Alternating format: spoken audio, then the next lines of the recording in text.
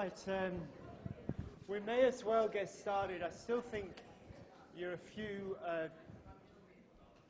depleted, but let's get started anyway. I hope that we're not sort of going to have a problem with lots of people coming in late, but we'll see how we go.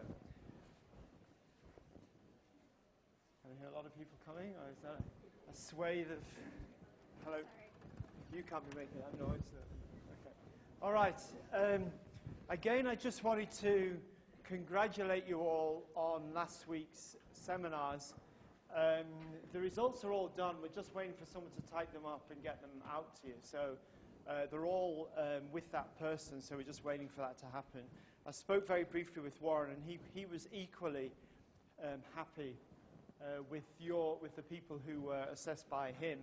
And I think the marks, again, were pretty similar to the marks I gave. So congratulations for getting those marks.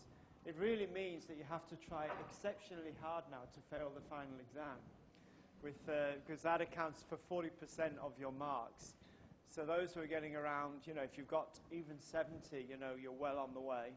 So please don't try hard to fail your exam. It only means I've got to resit it, which I tend to try and avoid. So well done. And indeed, what I saw could definitely, very definitely, be used as notes for future students. And if any of you were really keen and wanted to write a review paper on what you've just done, I'd be happy to help you co-author that and get it published in a journal. But that's entirely up to you. If you want to get a few of you together to do that, that's certainly possible. We'll be looking for around maybe 3,000 or 4,000 words, try and get it into a good journal. That's entirely up to you. Contact me if that's of interest to you. All right. Now, from what I saw last week, most of you know about diagnostic reference levels, so this may be a little superfluous, but I'm going to go through it as if you don't know anything about them. The good news is that we're well ahead of schedule, so we can afford to be a little bit more relaxed in terms of breaks and not cramming things to 12 o'clock. So please feel free to stop and disagree, and we can go through anything. Okay, diagnostic reference levels. Now, this was a large research interest of mine when I was in Dublin, and it still is. We still do some. We've just collected 50,000 dose values and proposed the first reference levels in the country, first comprehensive reference levels in the country for any examination, and focusing on mammography, which is the PhD work of Mo Suleiman, who I think you may meet later on in the course. But we particularly did a lot of this work in Ireland, and I want you to be aware of this paper, because this paper does really summarize very well what we're going to talk about today. It's our first attempt. Deirdre Johnston was a master's student of mine in Dublin, when we worked at University College Dublin. And this was published in BJR 17 years ago. But the principles in this paper are exactly what you need to know in terms of diagnostic reference levels. And what I'll be doing largely is taking a lot of this information out of this paper and giving it to you. Because what I want at the end of this class is that if you decide to establish DRLs in New South Wales or Victoria, or even in Australia, you know how to do it. Okay, it's not so much about the numbers, it's the method you need to employ. Now, this has been a very common exam question. What would you do if you wanted to establish diagnostic reference levels in New South Wales or Australia? We were exactly in that position. Nobody had done this in Ireland. We were exactly in that position in the late 1990s. A piece of legislation I'll talk about in a minute came out of Europe in 1997. It's called the Euratom, E-U-R-A-T-O-M, piece of legislation. Came out in 1997, obligating every member state in the EU that they got these reference levels, diagnostic reference levels, up and running.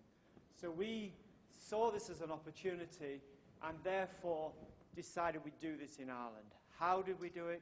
All the things we needed to consider to get these implemented are in this paper, and I'll give you all that information. But it's a reasonable read, and I'd advise you to have a look at it. All right, so going back to the lecture. Yes, not the lecture. Okay, so that's what we're going to aim to do. How you set these things up, DRLs. Critical. Everyone should know about DRLs. And unfortunately, even though we're supposed to know about them in Australia, very few of them have been set up. And as I say, we've done breast ones recently, and our Panzer have done some CT ones. But the problem about getting these levels is getting the data to establish them. If you wanted, just to explain what a diagnostic reference level is, this lady could go in for an X-ray, and I've mentioned this before to you. She could go in for an abdomen X-ray in Royal North Shore Hospital and receive perhaps 1 millisievert. She could go the next day into a hospital, say Westmead Hospital, and receive 10 times that amount. That's the reality. That can happen, and it does happen. Now, that variation would be a large one. Normally, we're seeing variations of a factor of around maybe 3 or 4. But for chest, we've seen variations of a factor of 23.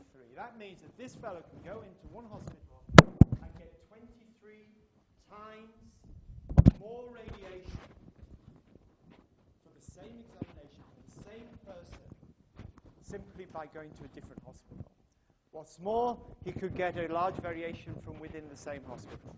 Simply, he gets this radiographer one day, and he's pretty good, so he gets a nice low dose, but then he's unfortunate to get her the next day, okay? And that can happen, okay? And you can receive large amounts of variation. That's the reality. Because you know we can choose the doses, we can choose the KBP, we can choose the MAS, and so on. Okay. So the aim of diagnostic reference levels is to put, it's not a limit. A diagnostic reference level is a recommended level. It's a recommended level. But if your department consistently exceeds it, you should do something about it. So it's a recommended level, but if your department consistently exceeds it, you've got to do something about it. It's not a limit. If you get asked this in an exam, do not say it's a limit. It is not a limit. We use limits in radiotherapy, not in diagnostic radiology.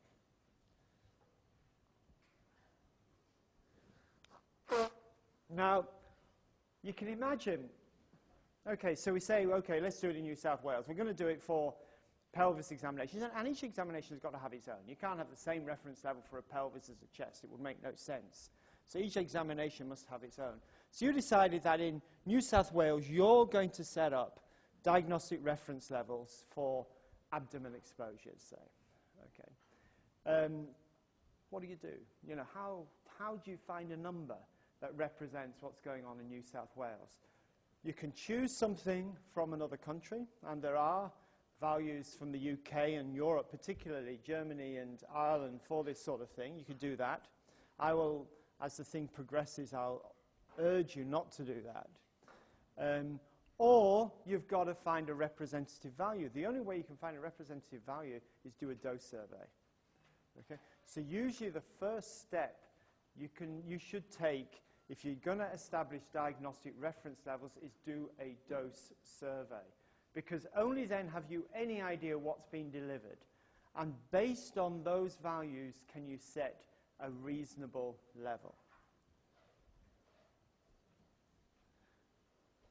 And really what the whole thrust of this talk is about that dose survey. What we do with the numbers afterwards to set up the DRL is easy enough, but it's getting the numbers in the first place to allow us to do the calculations is the sort of onerous bit. Yep.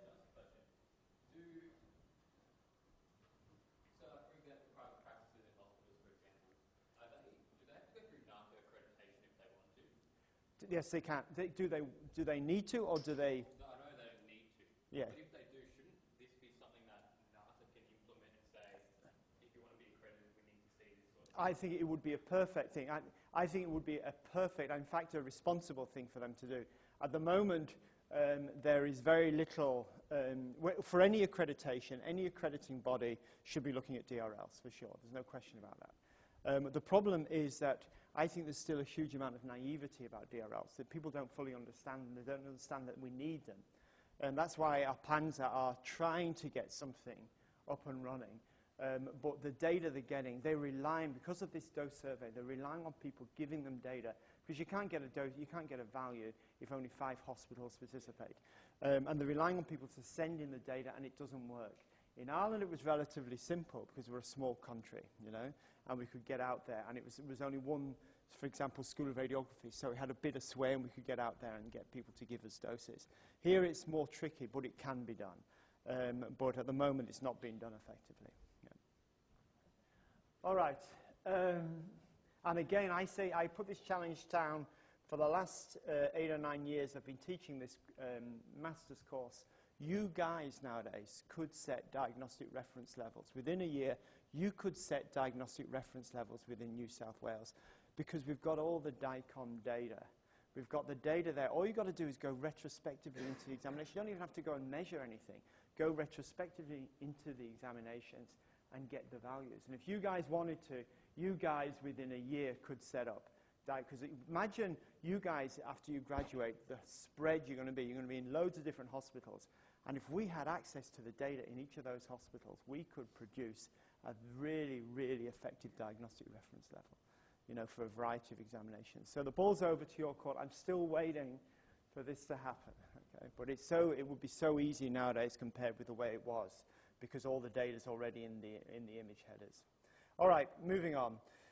So in the sort of overhead, or the slides I've given you within the document, or within Canvas, I've given you some information on plain examinations, contrast examinations, and cardiac interventional examinations.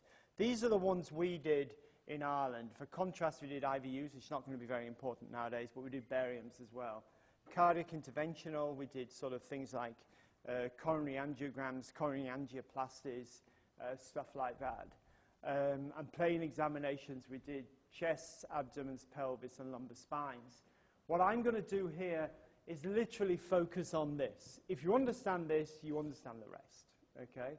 So, because I just want you to understand not so much the numbers in these studies, it's the actual methods we use to establish the numbers.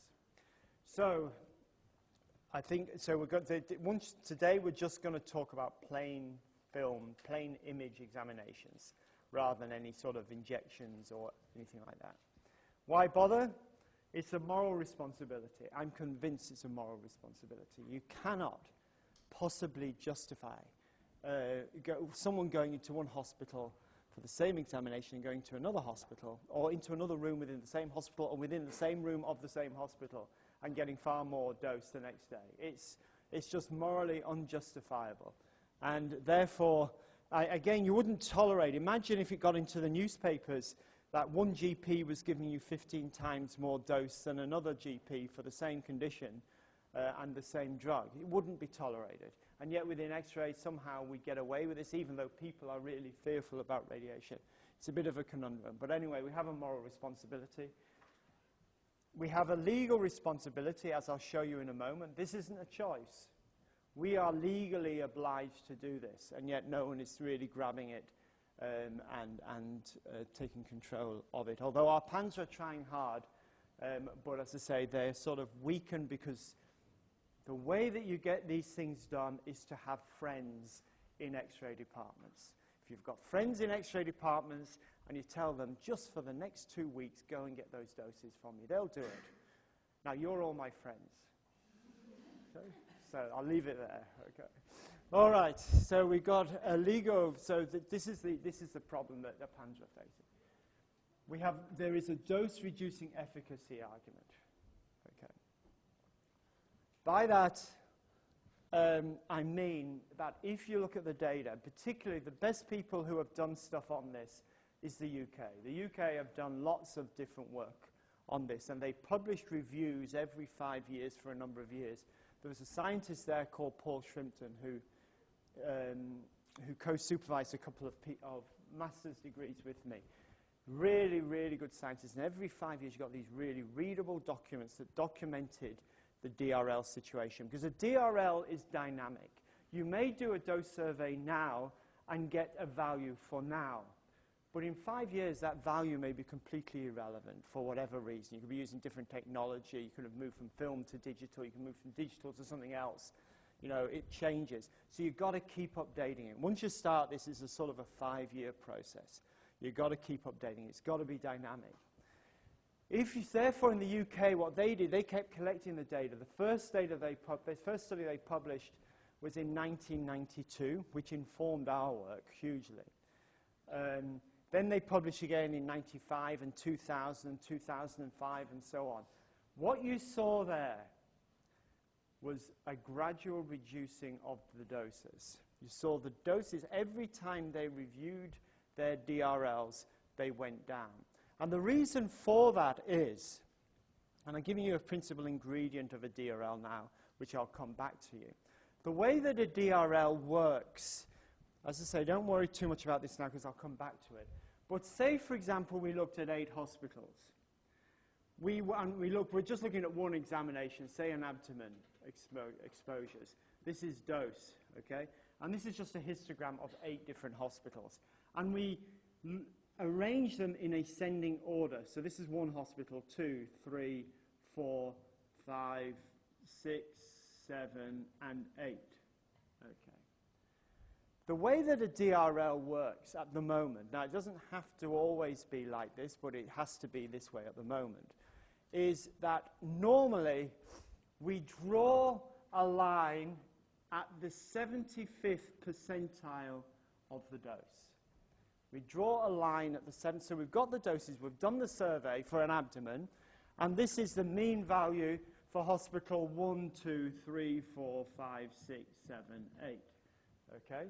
We find the dose range, and we find the 75th percentile of the dose range, and we draw a line. Okay? You can see instantly that 2 hospitals are above that line. That's the way that 75th percentiles will work if you've got 8 hospitals. Another way of saying that is third quartiles. Third quartile, 75th percentile, the same thing.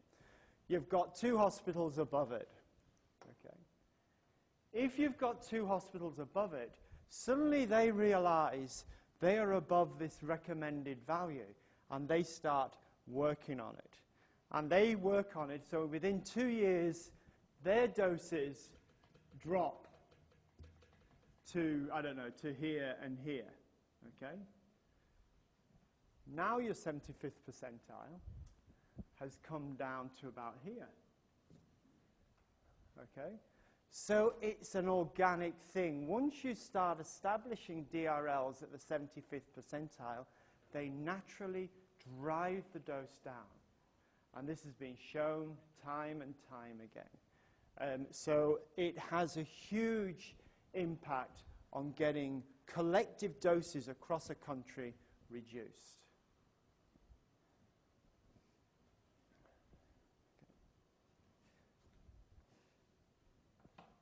So there's 3 reasons why we should really operate on diagnostic reference levels: moral, dose-reducing efficiency, and legal obligation.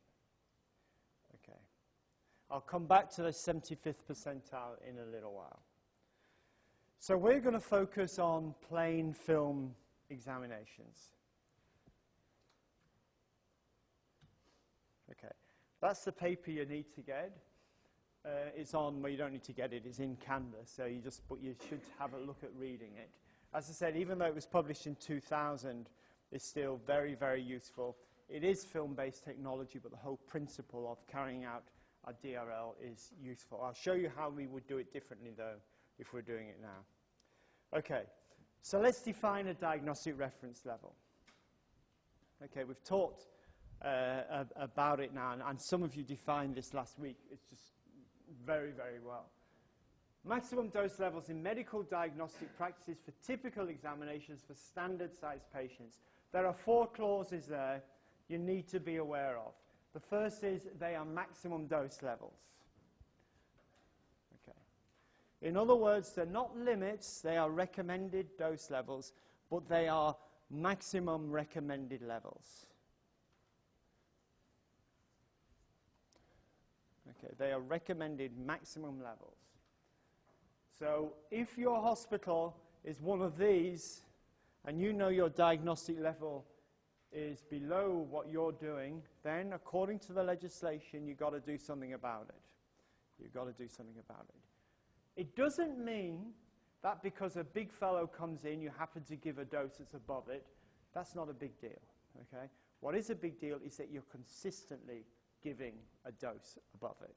Occasional blips are fine. It's because that's how radiography works. But when you can look at your mean values over a period of 2 or 3 weeks and say, we're well above it, then you've got to do something about it. The next clause in there is medical diagnostic practices. This does not apply to radiotherapy.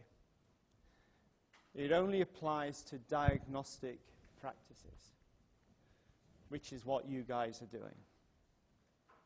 Clearly, you wouldn't have these in radiation therapy. It's far more complicated than this.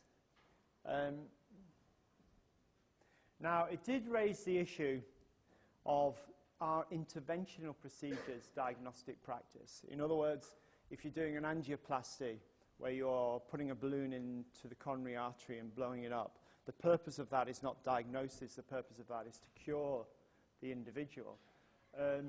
We assumed that it was still medical diagnostic practices. So when we set up the cardiac interventional dose reference levels, it was completely accepted as something suitable for diagnostic reference levels.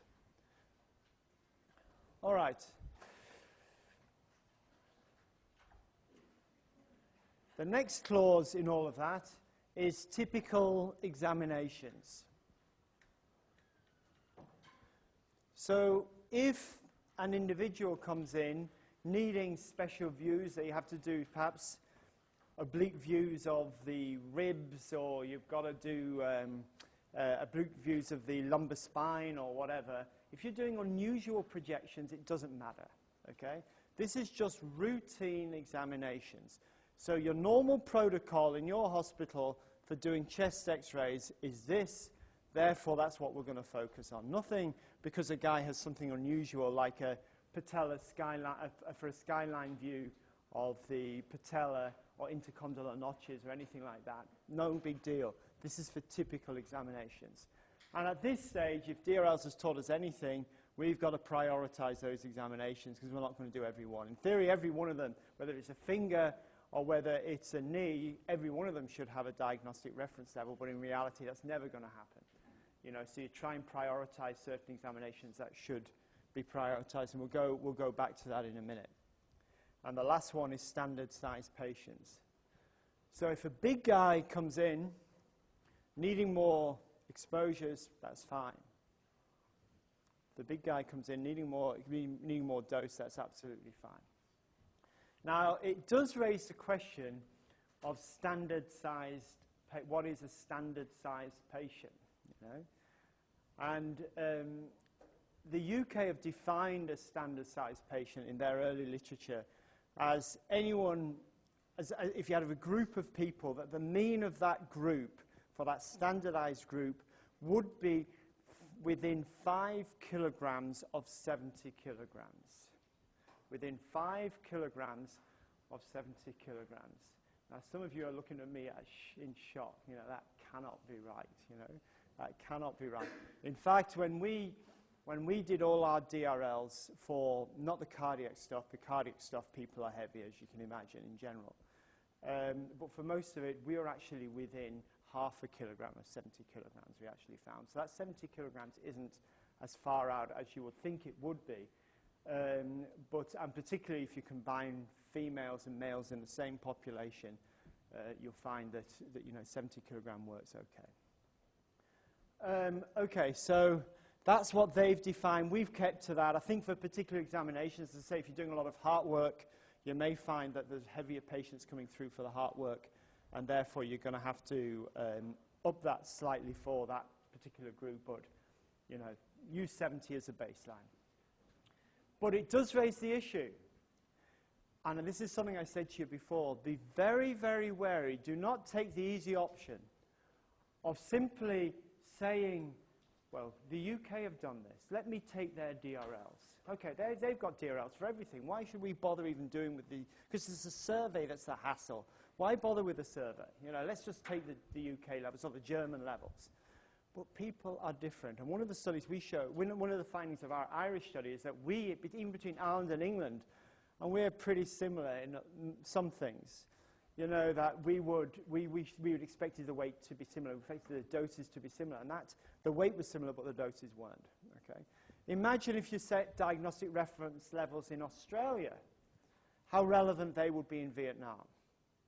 You know, when people are much more slender, much lighter, perhaps in the region on average there maybe closer to 60 kilograms or less compared with Australia.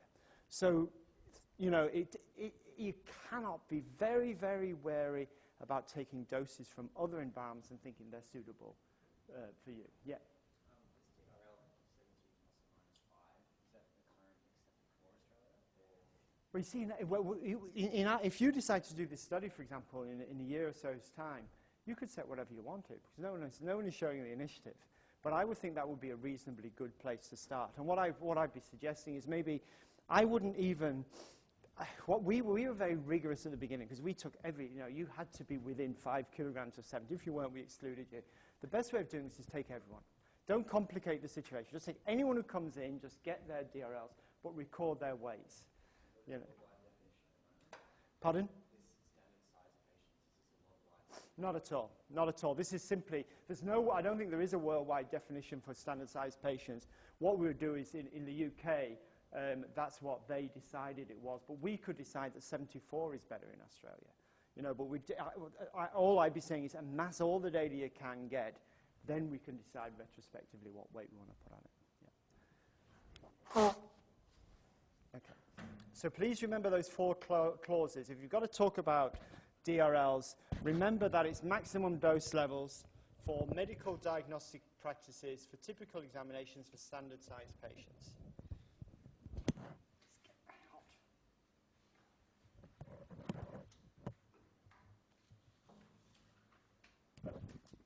Okay. Right, this is a big deal in Europe. One of the reasons why DRLs, I think, have not become very popular around the world, apart from Europe, is that the US don't buy into them much. The US are starting to take it a bit more seriously, the whole dose thing, because they're much more focused on image quality and diagnosis rather than dose, but it's starting to change a little bit. So I think there will be more emphasis on DRLs in the next few years. But the big launch of DRLs was in Europe in '97, that law I was telling you. In 1997, Euratom 43 stated that member states shall promote the establishment and use of diagnostic reference levels for radiodiagnostic examination. That's simple, you know. That's simple. We've got to do it. You know, that was in Europe. We were told to do it. In fact, most countries in Europe still haven't done it, you know. The countries that have been big in Europe have been Ireland, particularly the UK, and Germany also. Spain as well. But a lot of the other countries have simply adopted stuff from elsewhere. Becoming big in the US. In Australia, this is and you referred to this appropriately last week, this is your main sort of code of conduct, if you like, in radiation protection. The code of practice for radiation protection, the medical application of ionizing radiation. You can read this yourselves, but the bottom line, when you see a law, the first thing you do is it relevant to me? Can I get out of this? Has it got any relevance to me? Unfortunately, this one does, because it says in diagnostic and interventional radiology. So this is your sort of code of conduct. I'd advise you to get a copy of this and put it on your computers. It's a good reference to have if you ever need it. It also covers nuclear medicine, and it covers radiotherapy as well. In that document, so let's find out, do DRLs necessary here? In that document, it says that the responsible person, that's a bit of a name, you know, who is the responsible person? It's usually the person who runs a hospital or owns a hospital or whatever. They're usually the responsible person. must establish a program to ensure that radiation dose administered to a patient for diagnostic purposes are, in other words, that first sentence says, anyone undergoing an X-ray examination. If they're undergoing an X-ray examination, the responsible person should periodically compare with DRLs for diagnostic purposes for which DRLs have been established in Australia and elsewhere. So it says the person must ensure that the doses delivered in an X-ray department must be compared with DRLs that have been established. How do you do that if you haven't got DRLs? You've got to have DRLs in a country if you're going to be able to do this. This is legislation. You've got to have DRLs in a country.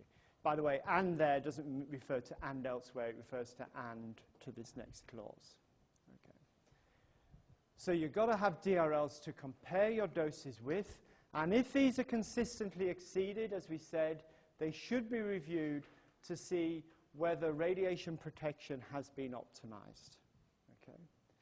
Now, the hospital could come back and say, we have reviewed it, we have optimized it, but our image quality is so much better than the other hospitals. And we diagnose our sensitivity is higher, specificity is higher, and so on.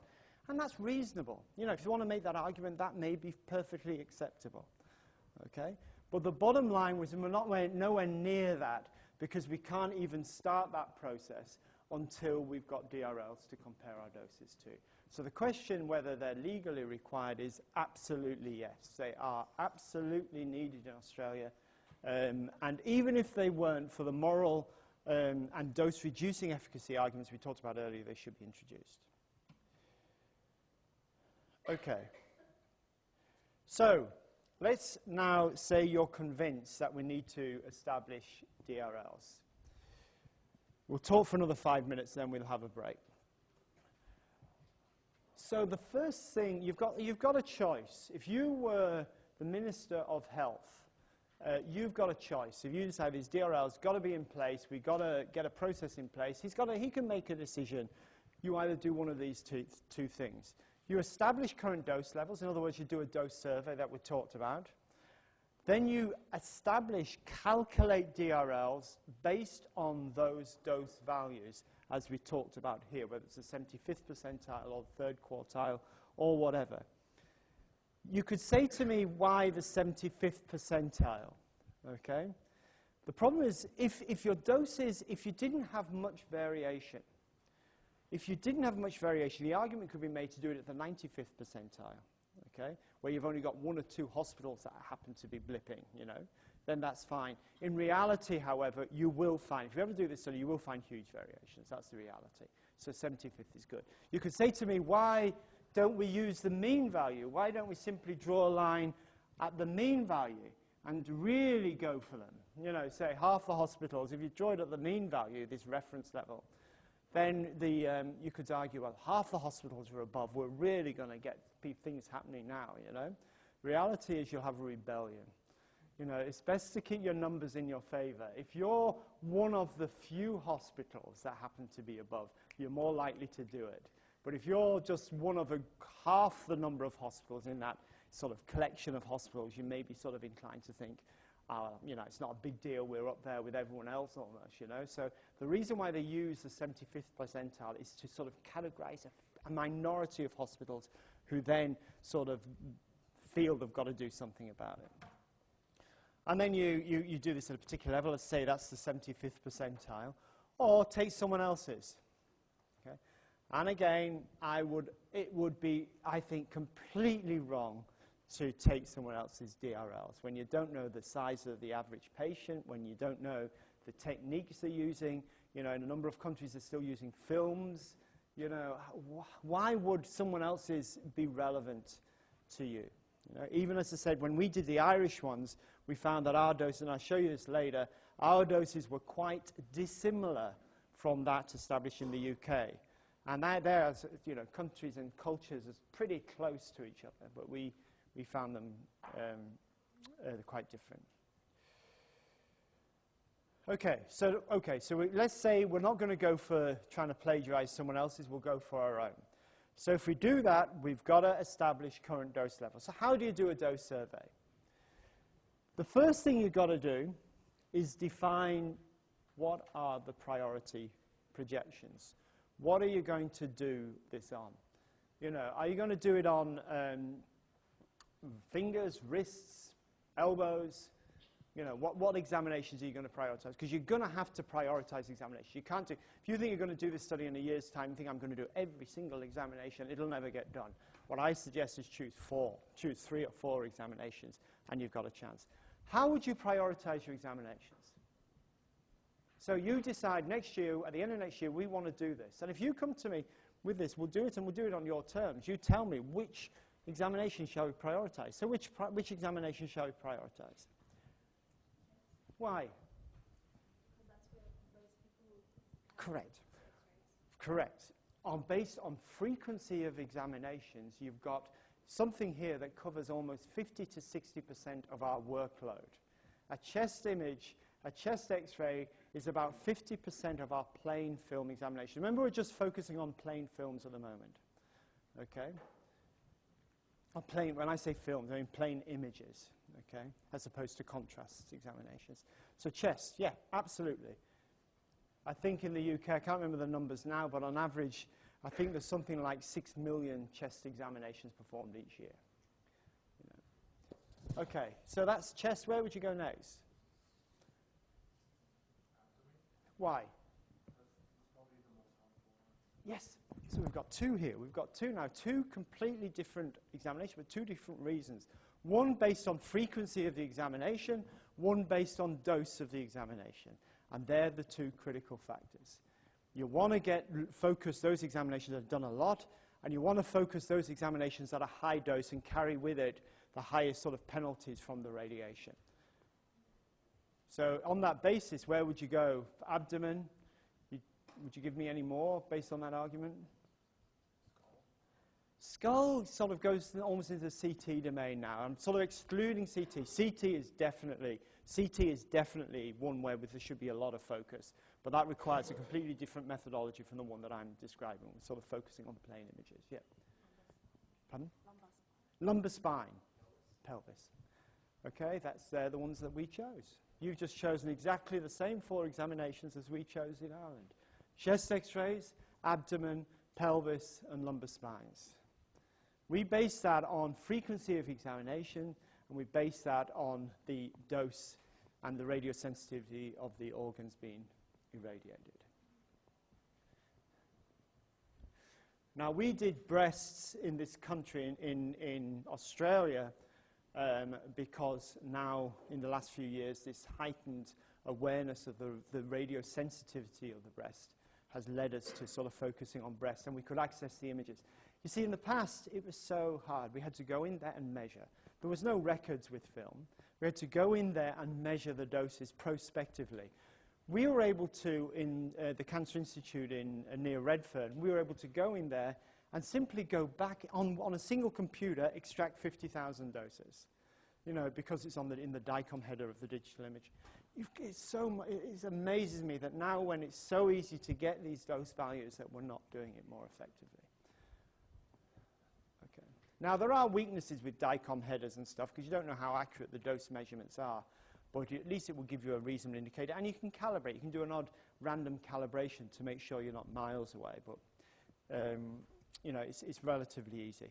That whole thing about the frequency of the examination is actually discussed and the doses very well in this document. If you ever want a document that sort of summarizes, I know it's old, but there are very few documents that summarize it as well, the sort of doses and the frequencies of examinations that occur, this document is really useful.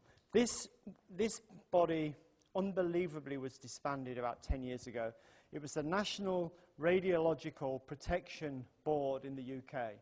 It was just a superb organization that gathered huge amounts of data on diagnostic exposures and so on. And it's very, very sad that they disbanded it, because no one else has sort of come close since in establishing these data. Okay, I think we can have a break there, if you like. We're sort of getting into the nitty-gritty of it now. and we'll get into how you actually measure the doses and so on. And as I say, afterwards we'll talk about these techniques, but also talk about what we would do nowadays if we wanted to be more efficient.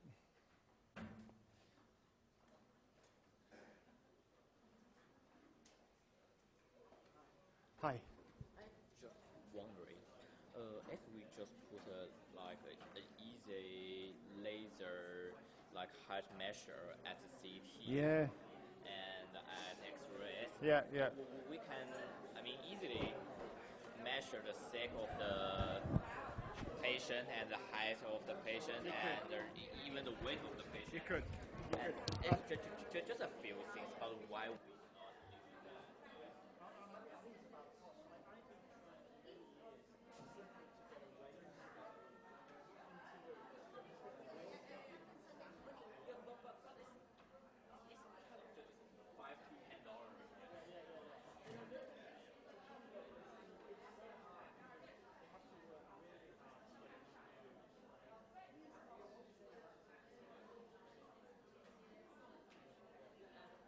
The laser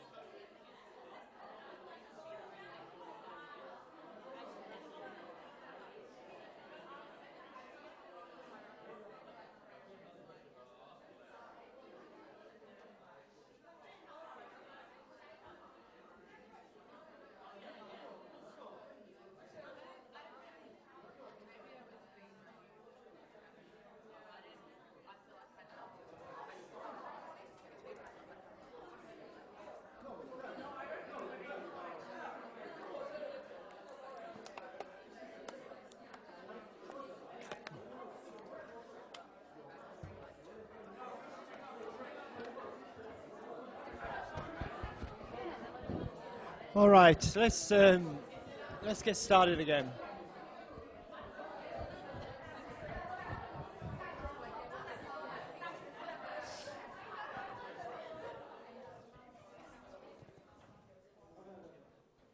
All right. Okay, so we're committed now. You're all sold on the fact we need to do DRLs. You're all sold on the fact that we've got to do this survey to begin with, rather than try and take stuff that's irrelevant from elsewhere. So the choices, and it's become a lot easier. The first thing that you can do, and I'm sort of going to talk historically here and then tell you what I think you should do right now. But the first thing we've got to do is do some dosimetry, probably. We're going to have to find those doses. We can't work out mean doses unless we know the doses.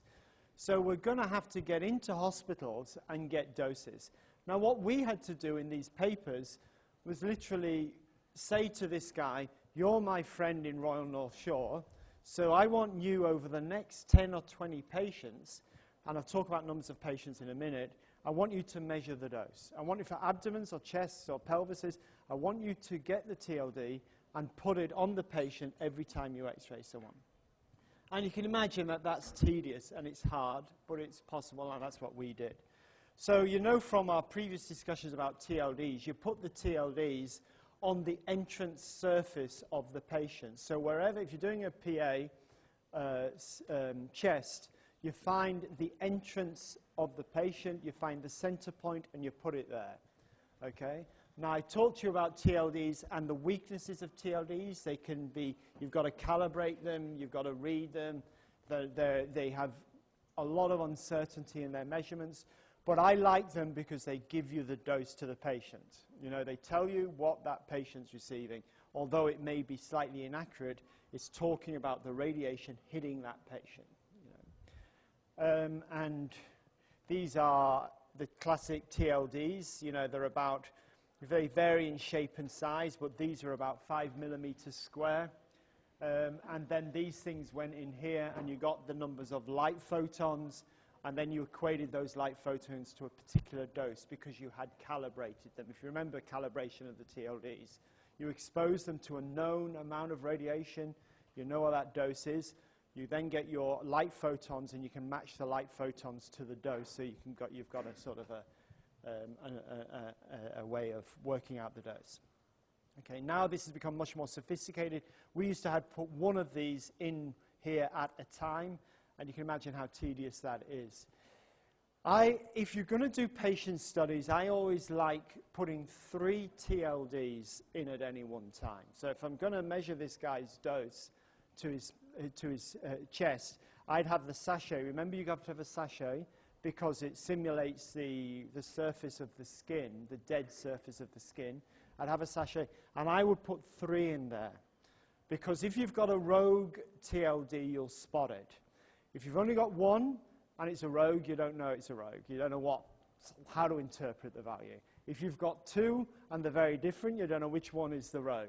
Okay? So by having 3, you've got a better chance at working out if there is a rogue in there or not. So I think 3 is always a good principle to use for each exposure. Now, it's loaded with difficulties, because I've given this job to this girl here. She's kind of half-hearted about it. She may do this patient, she'll forget this patient, she'll do this one, but she'll put his TLDs in on this patient. So you can imagine the whole sort of opportunities that exist on messing this up, you know. So I would urge you to be cautious about TLDs. I think there's advantages, but I think there's disadvantages as well. And that would be very much a prospective study. We'll do the next 10 patients.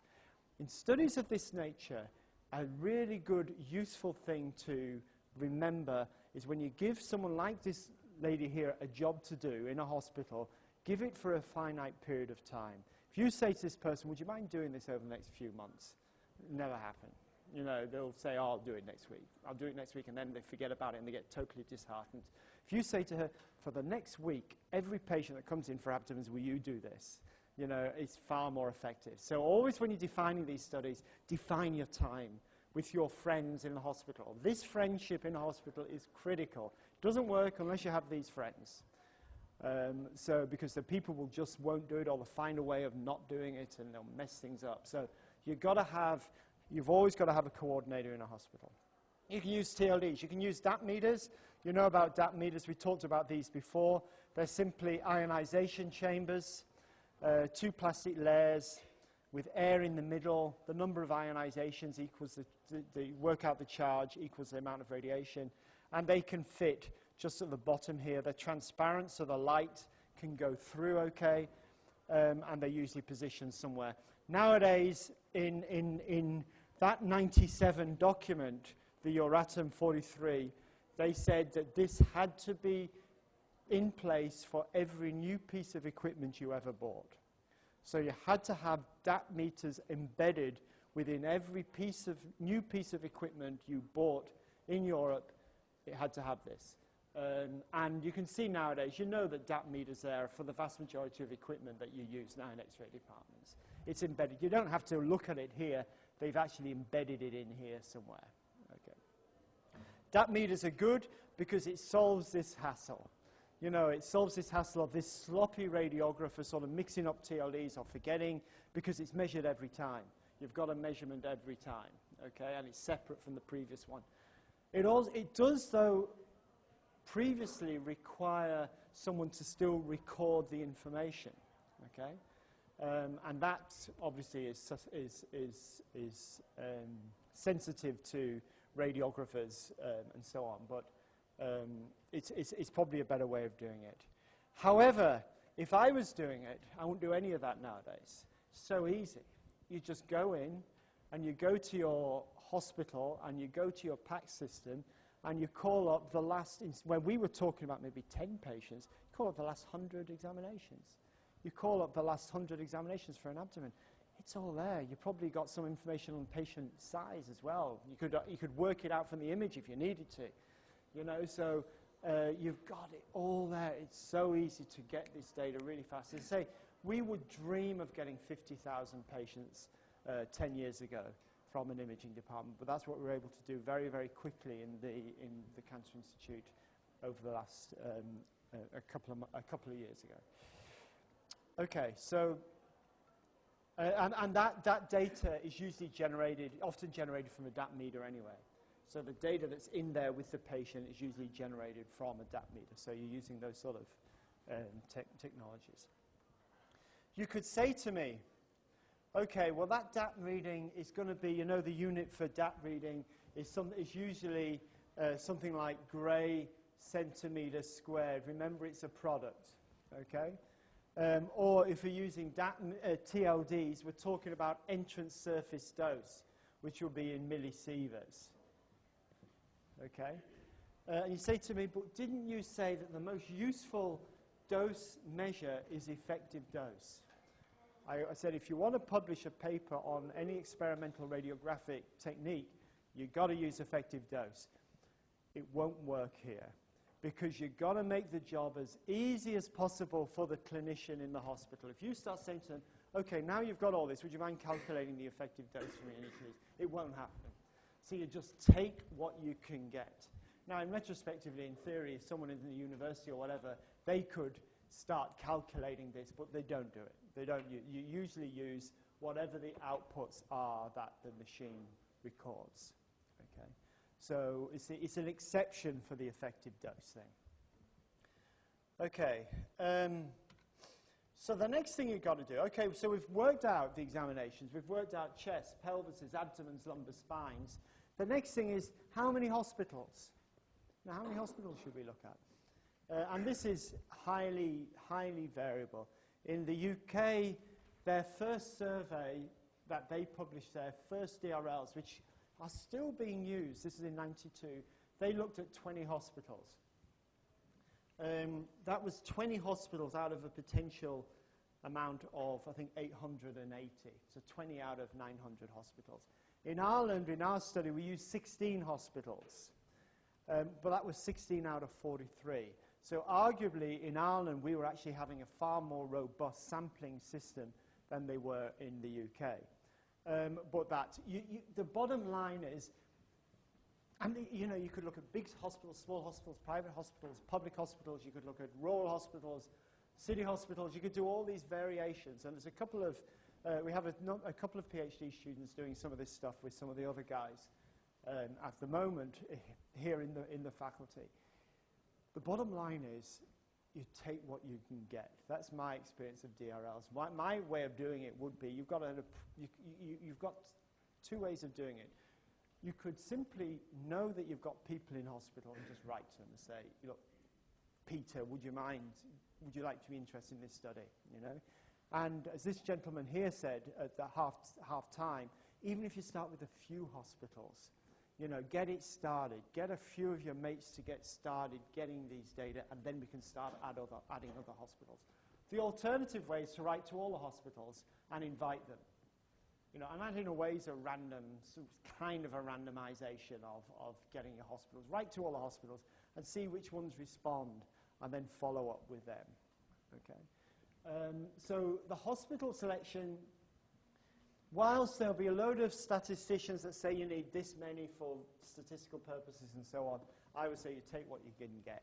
You know, try and find the more the better for sure. If you can get 50 hospitals as opposed to 3 hospitals, that's far better. You're not going to get DRLs from 3 hospitals.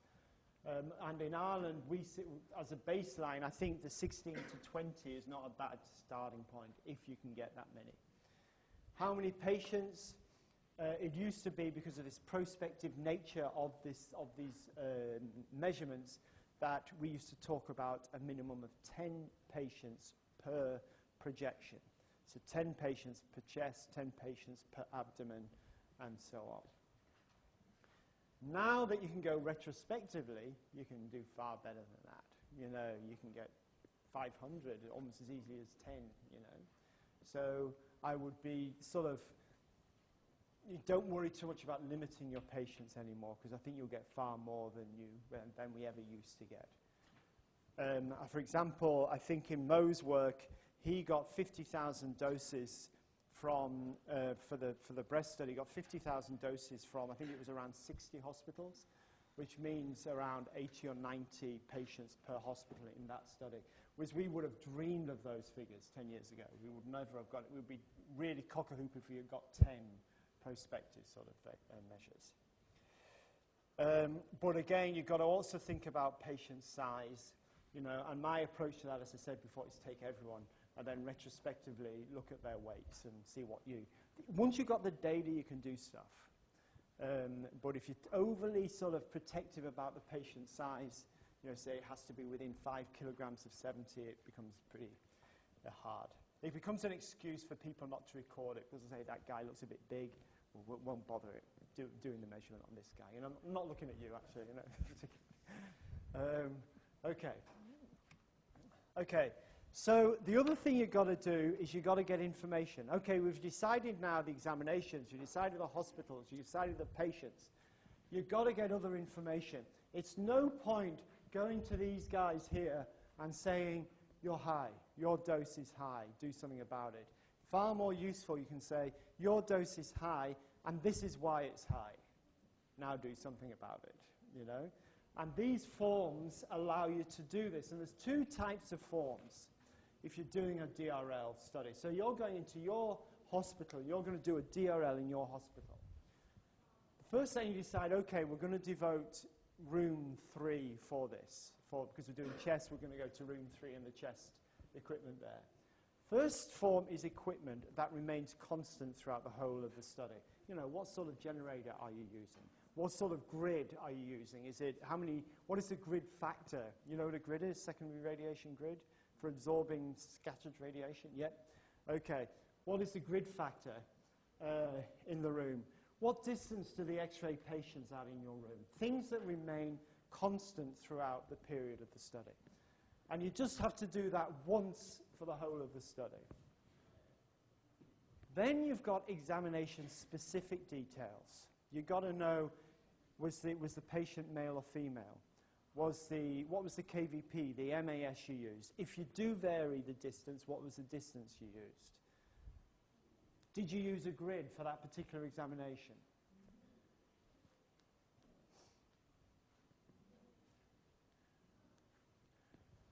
The other equipment detail that's very useful, I'll come back to this, the other equipment detail that's very useful is to find out, do they do quality assurance regularly in that room?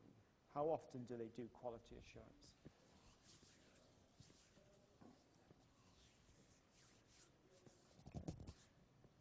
Clinical liaison person is critical.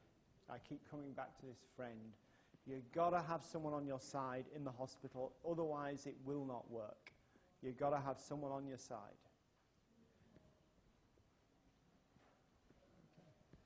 And that person, when you're starting this study, you've got to get out there. You've got to, you know, if you're in your hospital and you want to get the data next year from your hospital, you don't just sort of randomly say, I'll start next Monday. You've got to go there and talk to your radiographers, you know, present to them, say what it's about. This is a large nationwide study, a statewide study. This is our aims, this is our objectives, this is all I need you to do, you know. And you've got to explain particularly, and it's good for this person to do this, but they can do it with whoever the main investigator is, to speak to everyone, to know, so they know what it's about. And make it unique. Make the study stand out a bit. There was a very smart, I mentioned this earlier, but one of your colleagues last week mentioned the Matthews study for pediatric diagnostic reference levels. Kate Matthews was a PhD student of mine in Dublin. She came up with a really smart idea, and this is all a paper exercise then, but to make this distinguishable, you know, she created purple paper in the room. So everyone knew when they saw the purple forms, oh, that's that study, we better do something about that. Try and get it into their minds that this is something that they've got to engage with. Make it unique and special. All right, so what I'm going to do now is just go through the data we got, show you some of the typical data that comes from a diagnostic reference study. You now know how to do it. You now know how to do it. You've got to choose your examinations, your hospitals, your patients. You've got to set it up in the hospital, each hospital. You've got to have these two types of information sources as well as the radiation doses. So if we look now at these, even though it's old, these doses are not miles away, okay? But these are the results that Deirdre came up with. I'll come back to that. What does that say? Distribution. Okay. So, okay, this is the CHEST study. These were now, remember I said we've got 16 hospitals, okay? This is the mean value for those 16 hospitals. And what you can see is you've got one hospital down here that's got a very low value. This is the, remember I said the entrance surface dose. Okay, so we use TLDs for this. And you can see there's one really low here, there's one really high here. From memory, I think the difference here was 23. Okay, so this was 23 times higher than that dose. So in one hospital in Ireland, they were giving 23 times more radiation for entrance surface dose than there were in another hospital. Bear in mind, this wasn't a fluke. These were mean patient values. Each of these were over 10 or around 10 patients, okay? And that's the sort of variation. That's why we have diagnostic reference levels. Ultimately, the diagnostic reference level is to eliminate that variation, or at least reduce that variation. I think this one is, yeah, this is abdomen. What you can see here, two things I'll ask you to note. The first is that the variation now is much less, and the difference here was around 3 times as opposed to 23 times. And you can see the 75th percentile running across these. The other thing I'll ask you to note is that this was the high-dose hospital in this study. It's no longer the highest dose hospital, although it's still above the DRL. This is the lowest dose hospital. It's now making a break for the 75th percentile in this particular examination. Okay? That is a critical point. There is no such thing as a high or low dose hospital. What you get is you get a hospital that's a high dose for one examination, but not necessarily a high dose for another examination. So really be aware that you have this inter-examination variation when it comes to DRLs. That just because a hospital is high for chest does not mean it's going to be high for abdomens or pelvises and so on. Yeah. One possibility for being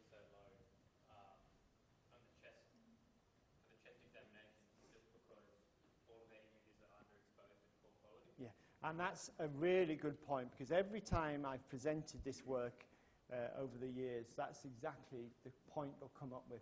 How do you know that your image quality is as good here as it is here? And that's a really valid point. And the bottom line is we don't know that.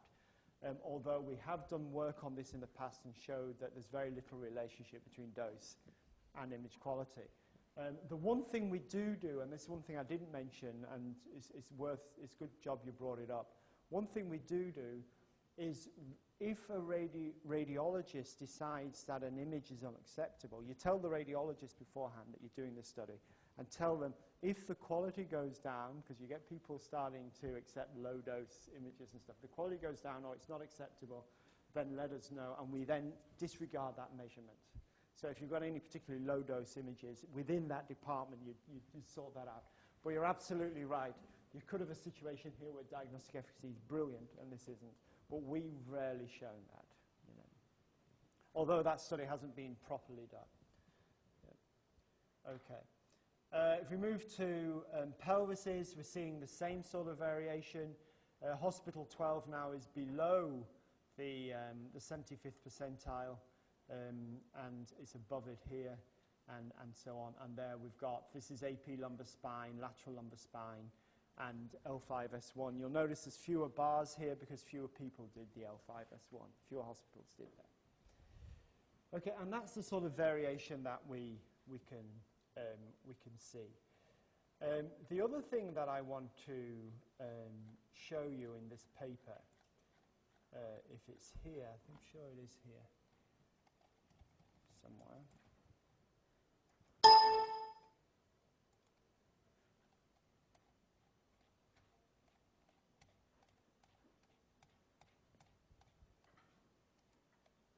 Yeah, that one. So then we established the DRLs. We just got dead easy. You can do it, a statistical package, you do it in half a second for you. Once you've got your distribution of doses across 10 hospitals, you establish, or 50 hospitals, or 100 hospitals, you establish your DRL, and you get a single value. This is what we've got here. So in Ireland, we had these values for the chest, abdomen, pelvis, lumbar spines. Okay? Remember, these are entrance surface values. And I told you before that effective doses would be about a fifth or 1/10 of these. So again, you can see that for abdomen, pelvis, and lumbar spine, they're pretty similar. So when I said your effective dose is around 1 millisievert, you see you're not that far away from those, from what we've got here, because this is entrance surface dose. But what we can see here is for chests, we were pretty similar with the UK and the CEC. Basically, the Commission of European Communities just took the UK data and made it their own. So they didn't do anything else. So you'll notice that all these values are exactly the same because they actually just took these values and used them, which is a really dodgy sort of thing. You know, there's a drive about harmonization in Europe, and this is an example of it, but it doesn't work.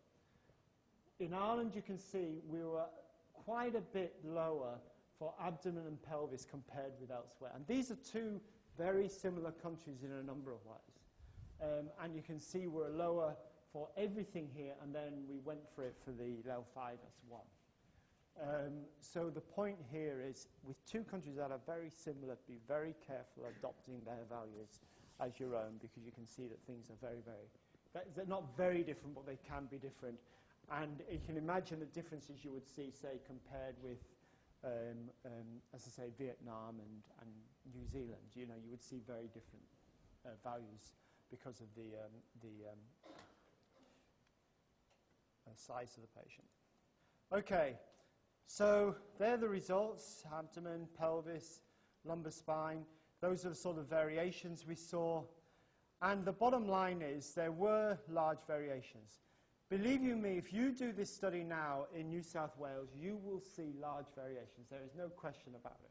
You may not think you will. You may think that this was something that happened 20 years ago. I can guarantee you, if you do this study, you will see large variations. It will happen, both between hospitals and within hospitals. It's not just about Royal North Shore being worse than Westmead. You'll find that room 2 is higher than room 4. And radiographers know this.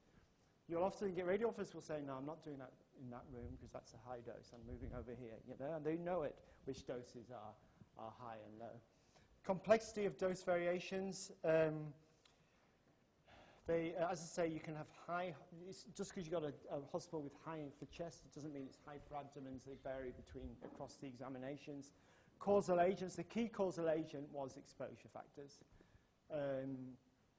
The type, it's called, so particularly the MAS was key. As you know, you'd expect that. The other causal agent was the type of grid we used. So those people, you've learned about grids. You get a ratio for the grid. For those who have forgotten, your grid basically works on the premise that you get scattered radiation happening, but you've got this thing in front of the patient that will absorb the scatter radiation so it doesn't hit the patient. So you've got these lines of tungsten or lines of lead that allow you to absorb the scattered radiation.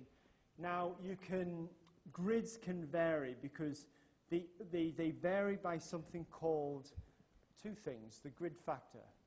If you've done grids, what's the grid factor?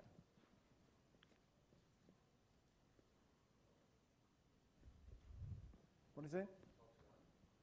That's the grid ratio. What is the grid factor? Anyone can tell me the grid factor?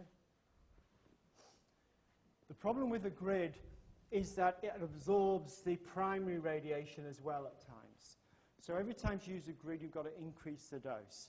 The amount you increase the dose is known as the grid factor with grids. So the grid factor is a number that tells you by using this grid, you're going to have to increase, for example, your MAS by a factor of, and it's usually about 5. If you use a grid, you're going to have to increase the radiation exposure, the MAS, by a factor of about 5. It can be 3, it can be 8, depending on the type of factor you use, the type of grid you're using. So you can imagine there's a huge amount of opportunity for variations in dose because of the grid that you're using. Can anyone tell me, this gentleman referred, I think the 12:1 is a classic grid ratio. Can anyone tell me what the grid ratio is?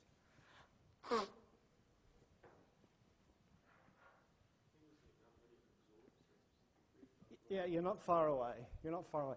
It's basically, you could have a grid, if you like, that looked like this, or you could have a grid that looked like this.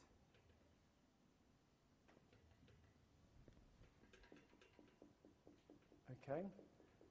So you can imagine this is going to absorb much more of the scatter radiation than this, okay? And obviously the grid factor is going to be much more than this. So it depends on two things. The size of the interspace material, in other words, between the lines, and the height of the lines. So your grid ratio is the height of the lines divided by the width of the interspace material. Interspace material is, you've got lead or tungsten, then you've got a transparent structure in between. It can be wood, it can be plastic, or whatever. So it's the grid ratio is the height of the lines divided by the width of the interspace material. I'm sure you're going to cover this in another unit of study, but that's, in case you didn't know that, that's what it is. And that has a huge, some people can use very high ratio grids, other people don't. You know. This was a critical, I mentioned earlier recording the QA program. This is critical.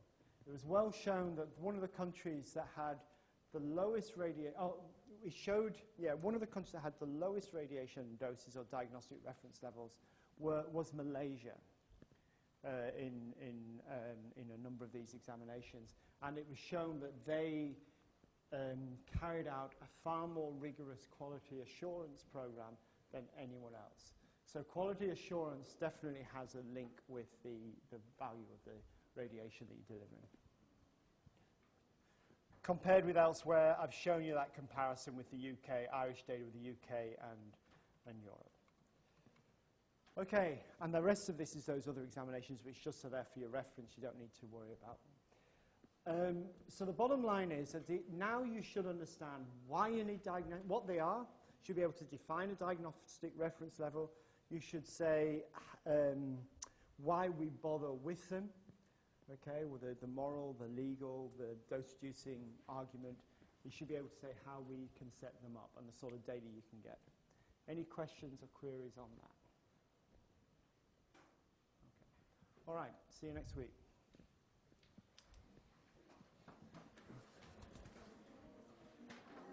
Oh, wait, see. I saw for city we can find the density. The density. Yeah, with city we can find the density of water. Yeah, and why the city can't just calculate it right for you, like from the density and the value. Well, it can. It can. We've done this in other examples. Particularly look at the image, and we can sort of make use surrogates to try and calculate the size of the what their weight would be. The surrogates work pretty well.